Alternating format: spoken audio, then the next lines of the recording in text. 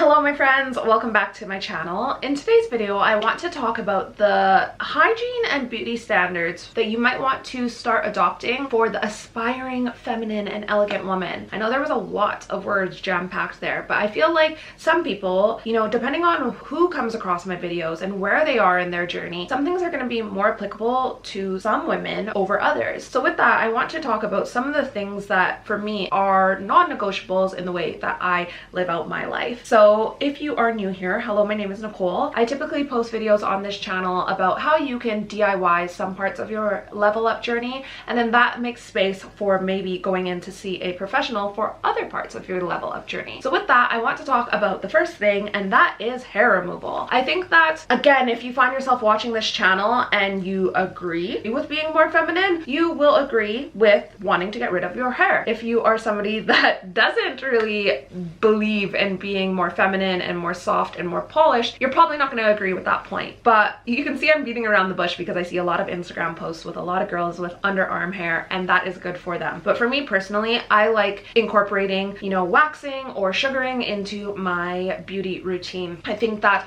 makeup sits a lot nicer when I can get rid of any hair on my upper lip, or when I can practice any type of dermaplaning on my face. My makeup sits a lot nicer. So it's not just hair that might be underneath your underarm area, but hair that might be on your face. I don't think that we need to necessarily do this just for men. I think that you will like your makeup, or you will like the feeling of your skin when you do get hair removal of whatever kind that works for you. Now, the next thing that I would love to speak to is scent. I think that we can adorn our body with, you know, fragrances. I love fragrance. If you've watched this channel for any length of time, you know that fragrance is something that means a lot to me. But furthermore, I do think it's normal to understand that, you know, we are going to have body odor of some sort. For me personally, I have one underarm that when I wake up, it never smells fresh, and I have to manage that. I think that, you know, maybe there's certain times of the month where you might not smell as fresh as others, and therefore you have to get into the shower or the bath a little bit more often. But I think being honest with yourself about these smells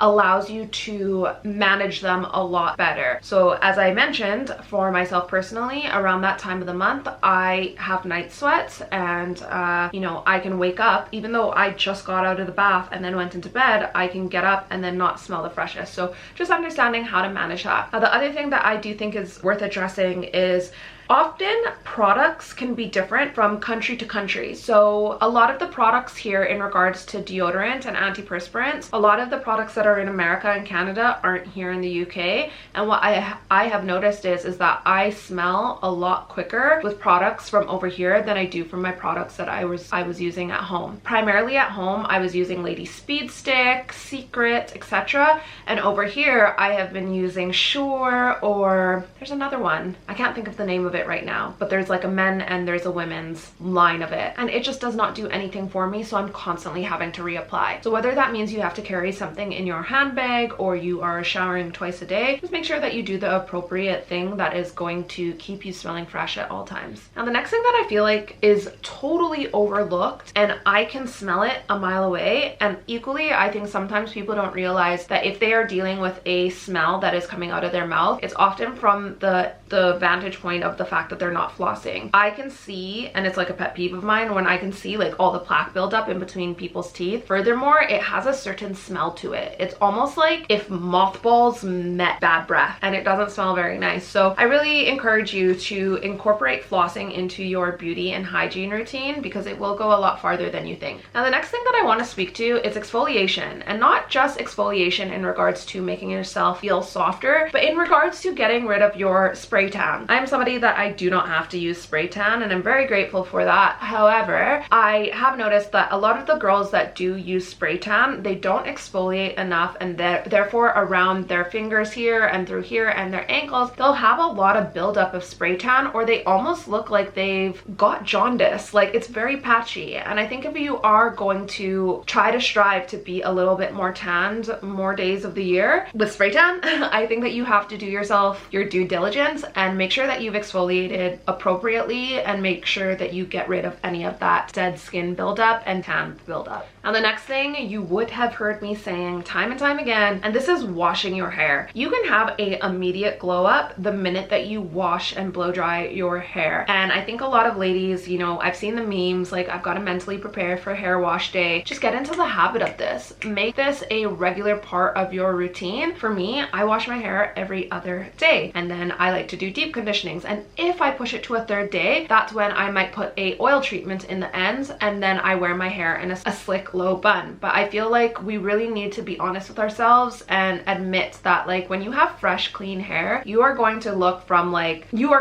a 10. There's no way of getting around it. You will look so much better if you have freshly washed hair. The next thing that I want to speak to, that I have spoken to in many videos before, this is cleaning your ears. And I know a lot of people are watch this video right here, and you can see how I do ear candling at home. The next thing that I want to speak to is cleaning underneath your fingernails. It's as simple as that. Now the last 2 points that I want to speak to is moisturizing and making sure that you get rid of your dandruff. Dandruff or dry scalp is basically just, you know, you haven't hydrated or moisturized your skin enough. Whether we are talking about the dry skin on our elbows, dry skin on our knees, dry skin around our mouth, etc., making sure that you look moisturized all the time is definitely going to make you seem a lot more classy, a lot more feminine, and a lot more leveled up. Furthermore, there was a video that I filmed, I'm going to link it here, and I was about to wrap up that video, and then I just started noticing all the dry scalp in my scalp. And I'm going to show you guys what I have been doing in another video, but these are the things that you have to be hyper aware of so you maintain a flawless and more leveled up look. All of us fall victim to these things, but it's about being aware of these things so we can manage them and maintain the look that we are striving for and the lifestyle that we are striving for. Are you at the beginning of your level up journey? I would like to know.